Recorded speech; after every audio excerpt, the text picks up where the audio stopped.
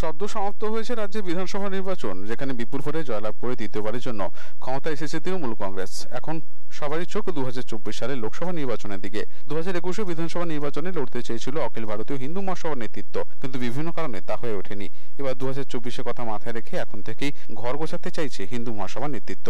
ইতিমধ্যে পূর্ব ভারতের বিভিন্ন দলের নেতা নেতৃত্বের সঙ্গে কথা বলা শুরু হয়ে গিয়েছে বলে জানালেন অখিল ভারতীয় হিন্দু মহাসভার পূর্ব ভারতের মুখপাত্র রাজীবনাথ রায় এবং পূর্ব ভারতের মুখ্য অবজারভার রাজা মুখোপাধ্যায়। এছাড়াও আগামী দিনে তারা কিভাবে কলকাতার জন্য কাজ করবেন তাও তুলে ধরলেন চ্যানেল 10 ক্যামেরার সামনে। On 2021, we wanted actually to fight the election on all the states which has been done, especially in West Bengal, Assam. But due to some, I would say, wrong people coming to Hindu Mahasabha, posing as Hindu Mahasabha. Who is this wrong person you are trying to name? Who is this wrong person in Hindu Mahasabha? Her name, she has been shown us as national president. Okay. Her name is Rajashri Chaudhary. Rajashri Chaudhary, we have seen banners and posters in the name of Rajashri Chaudhary. So is she not that national president? She is not even a president. Oh my God! Oh my God! Is completely different ball game. So we have seen you sending pranam to Tridandi Maharaj ji and Sri Ravinder ji. So what is the plan for 2021, 2022? Before this 2024 Lok Sabha, another big thing coming in. See what the plans for on the eastern front would be to talk with all the parties. We are talking with a lot of in power against. That means you are talking to both the parties who have assumed power and also sitting on the opposition and sitting MLAs, MPs. So you are talking to so Akhil Bharat Hindu Mahasabha is talking to all the MLAs and MPs in the east. Yes. So you are basically going for poaching, Rajiv? No, nothing like that. What we are trying to show them, $11 trillion economy, which we are planning for the entire eastern India. So that means you want to say that you standing here as the eastern region spokesperson, you are in the process of evolving a $11 trillion economy for all the states of eastern India, 13 states, and then you want to have like-minded MLAs and MPs working with you. Because we want people who can understand the thing. Right now, the people who are sitting on chair, let it be center or in states, are all, I should use this word, but they're dumb of. So Rajiv, isn't this a very clever move on your part? Very clever move. Because when you start talking in the opposition, when you start talking in the wherever a party is in power, isn't it a signal to try to bring them on board into Akhil Bharat Hindu Mahasabha? See, if they want to come, they are always welcome. But if they do not want to come, they should support us for this $11 trillion economy, because it will create a lot of employment. So what is the focus of? We want to safeguard our crops. Okay. We want to safeguard our natural resources. Okay. We want to explore the water hydro project, which are in pipeline but which is not getting executed. There are few roadways or railways are there, even the waterways, where we can go ahead and directly from Bengal, we can go to Bangladesh and through that to Assam. So you are trying to say a lot of work on ground connectivity, lot of work on transportation network, lot of infrastructure revamping. That's right. Is it to attract foreign direct investment, Rajiv? Of course, in some way. This is a fact which we are looking at.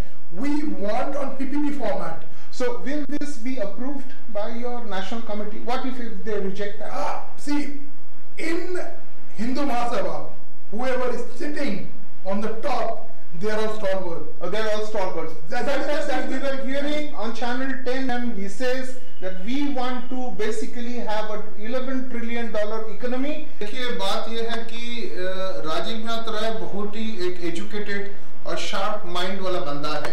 हमारा अखिल भारतीय हिंदू महासभा का eastern region का वो है बहुत ही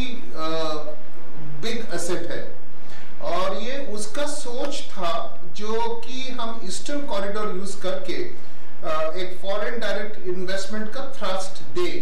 because if you अगर थोड़ा सा हमारा जो इंडिपेंडेंस हुआ उसके आगे आप जाते हो तो देखोगे कि ब्रिटिश जो थे वो कोलकाता को प्रोजेक्ट कर चुका था एशिया का एक प्रीमियर हब ऐसा करके, और ट्विन सिटी माना जाता था as a river port Kolkata और आम्स्टरडैम को। आज आप आम्स्टरडैम को देखिए, you see Amsterdam today, where Amsterdam is and where Kolkata port is. Kolkata port is like आपको लगेगा कि it's a pre historic port, Haldia port is आपको लगेगा कि it's a pre historic port. So I think Rajiv Nath Roy का ये जो सोच है और ये जो विजन है $11 ट्रिलियन इकोनॉमी का, मेरे को लगता है उसके पास बहुत बड़ा प्लानिंग है कुछ, और वो प्लानिंग इसके है कि डीप सी पोर्ट को डेवलप किया जाए और वहां पे कोई रीजनलिज्म ना हो।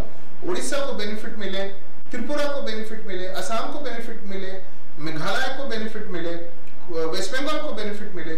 उसके पास ये जो $11 ट्रिलियन का जो कॉन्सेप्ट है और जो ब्लूप्रिंट वो तैयार कर रहे हैं, और वो उसका हमारा जो सोच उसने हमारे साथ शेयर किया है एज अ सेंट्रल ऑब्जर्वर, उससे ये पता चलता है कि ये नेशनल कमिटी को प्रेजेंट कर दिया जाएगा।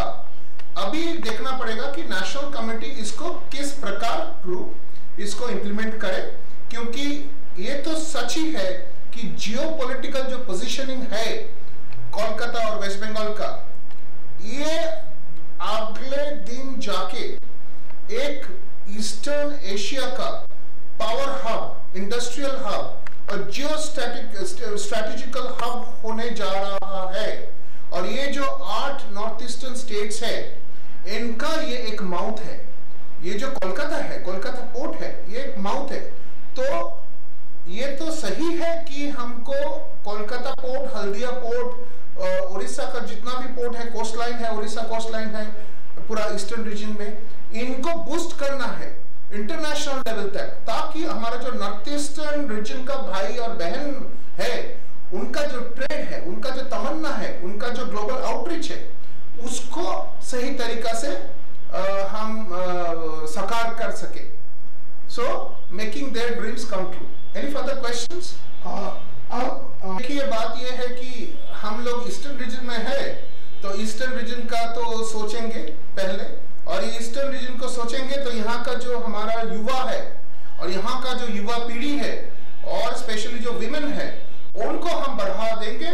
और इसके लिए हम इंटरनेशनली फॉरेन डायरेक्ट जो इन्वेस्टर्स है, ओरिजिनल मदर इन्वेस्टर्स है, उनके पास वेरियस इंटरनेशनल बॉडी में जाके लॉबी करेंगे ईस्टर्न रीजन के लिए, ताकि वो जब सोचे फॉरेन डायरेक्ट इन्वेस्टमेंट का, वो ईस्ट सोचे। सो ये एक लुक ईस्ट पॉलिसी, देश के अंदर हम एक लुक ईस्ट पॉलिसी तैयार करना चाहते हैं, ताकि ईस्ट का बहुत बढ़ावा हो। और यहाँ पे 13 स्टेट है, 13 स्टेट का प्रेसिडेंट बनेगा, तो नेशनल प्लेनरी में ईस्ट पूरा भारत को दिशा दिखाएंगे। नमस्कार। आपको क्या लगता है कि ये बात ये है कि ममता बनर्जी एक कोई फैक्टर नहीं है, अकेला फैक्टर नहीं है। ममता बनर्जी को हम अप्रोच करेंगे, उनसे बात करेंगे, और वो बहुत ही शार्प पॉलिटिशियन है। तो वो जब शार्प पॉलिटिशियन है, और आज उनका ये 3rd टर्म आया है, बंगाल की हमको सोचना पड़ेगा, बंगाल की जनता ने उनको भारी बहुमत में फिर क्षमता में लाया है। तो जो क्षमता में बैठा हुआ है, उनको हम इग्नोर नहीं कर सकते हैं। अगर हम चाहते हैं कि कुछ पॉलिसीज हम इंप्लीमेंट करें ऑन ग्राउंड, राजनीति होगा, राजनीति का पोलैरिटी होगा, डिफरेंसेस होगा, लेकिन देश का जो उन्नयन है, अपना मातृभूमि का जो उन्नयन है, वो रुकना नहीं चाहिए। उसको सकारात्मक भूमिका लेके हमको इंप्लीमेंट करना चाहिए। उसके लिए ममता बनर्जी तो क्या, हम लोग मोदी के साथ भी बैठने को राजी है, लेकिन इसके पहले ये जो पूरा प्लान है, ये प्लान लेके एक बार हमारा जो वो नेशनल वर्किंग प्रेसिडेंट है, नेशनल जनरल सेक्रेटरीज है, जो नेशनल कमिटीज है, उनको हम प्रेजेंट करेंगे, उनसे एक फॉर्मल अप्रूवल जरूर लेंगे before implementation. Bureau report, channel 10।